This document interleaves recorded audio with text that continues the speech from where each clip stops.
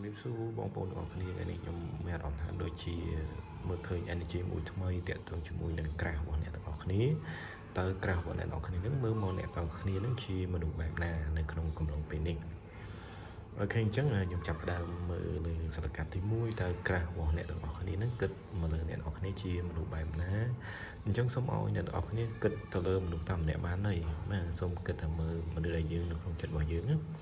ចឹងសូមគិតតែមនុស្សតែម្នាក់ដែលយើងតែងតែគិតតែងតែសម័យទៅបានហើយអញ្ចឹងឥឡូវខ្ញុំមើលសរកាត់ទី1អញ្ចឹងសូមថារកាត់ជួយបង្ហាញថាតើក្រាស់របស់អ្នកទាំងអស់គ្នាគិតបែបណាចំពោះអ្នកទាំងអស់គ្នានៅក្នុងកំឡុងពេលនេះអញ្ចឹងកាត់ទី1គឺ egg of cup អញ្ចឹងបង្ហាញថាគេមើលមកឃើញអ្នកទាំងអស់គ្នាជាមនុស្សដែលកំពុងតែចាប់ផ្ដើមនៅដំណើរផ្សងព្រេងទៅរកគោលបំណងរបស់អ្នកទាំងអស់គ្នាមានថាចាប់ផ្ដើមចាប់ផ្ដើមថ្មីទៅលើអ្វីមួយដែលអ្នកនរគ្នាគឺថាចង់ធ្វើនិងចង់បានអញ្ចឹងគេមើលមកអ្នកនរកំឡុងពេលនេះគឺកំពុងតែចាប់ផ្ដើមដំណើរអ្វីមួយដែលថ្មីចំណែកឯ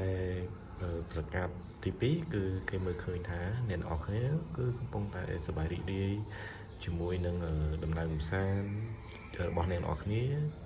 ឬក៏ដំណើរកម្សាន្តជាមួយនឹងគ្រួសាររបស់អ្នកទាំងអស់គ្នាអញ្ចឹងមានថាគេមើលឃើញថាអ្នកទាំងអស់គ្នាកំពុងតែមានភាពរីករាយហើយនឹងវិជ្ជមានហើយគឺជាមនុស្សដែលតែងតែគិតវិជ្ជមានចំពោះខ្លួនឯងបាទហើយចំពោះស្រកាត់ទី3 nine of particle អញ្ចឹងគេមើលឃើញអ្នកទាំងអស់គ្នាថាអ្នកទាំងអស់គ្នានឹងជាមនុស្សដែលតែងតែស្អាតណាមានន័យថាគឺគេមើលមកអ្នកទាំងអស់គ្នាគឺតែងតែស្លៀកពាក់អីក៏ដោយរៀបចំអីក៏ដោយតែងតែ perfect ហើយប៉និតបាទហើយមានភាពឯករាជ្យដូចគ្នាដែរ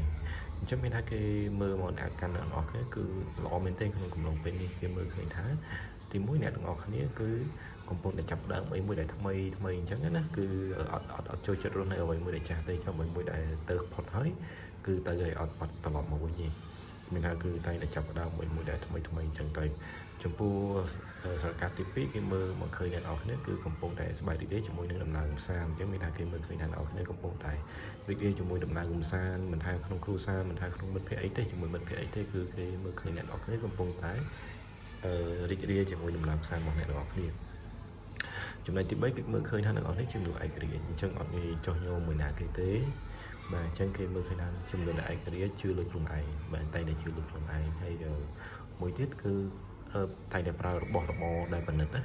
បាទអញ្ចឹងគេមើលឃើញមកអ្នកនរគឺស្អាតភាពដូចជា queen ភាពដូចជា king អញ្ចឹងណាអញ្ចឹងដោយតារាអញ្ចឹងនិយាយទៅមានមុនស្នេហ៍មានពលឺអីអញ្ចឹងទៅបាទអញ្ចឹងសូមអរគុណអ្នកនរគ្នាចំពោះការតាមដានវីដេអូខ្ញុំអញ្ចឹងកុំភ្លេចជួយ follow ហើយនិង